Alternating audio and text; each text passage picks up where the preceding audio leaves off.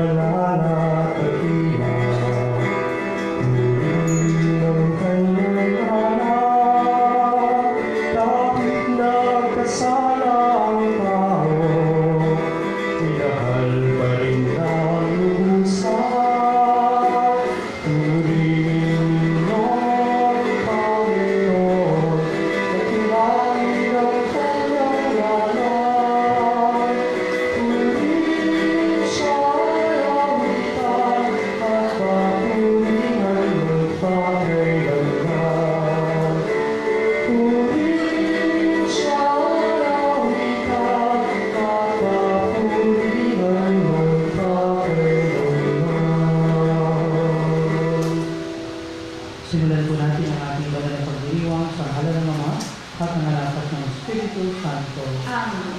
Ang pagpapala ng ating Panginoon Kristo, ang pag-ibig ng Diyos Ama, at ang pakikipagkaisa ng Espiritu Santo, naway sumayin ng lahat. At sumayin. Mga kapatid, ngayon ay pinagdiriwang natin ang dakilang kapistahan ng paghahari ng Panginoon Kristo sa sanlibutan. Nawa si Kristo rin ang maghari sa ating puso at sa ating buong pagkatao. Sa katahimikan ng ating mga puso, aminin po natin ang ating mga nagawang kasalanan upang tayo maging marapat na gumanap sa banal ng pagdiriwang.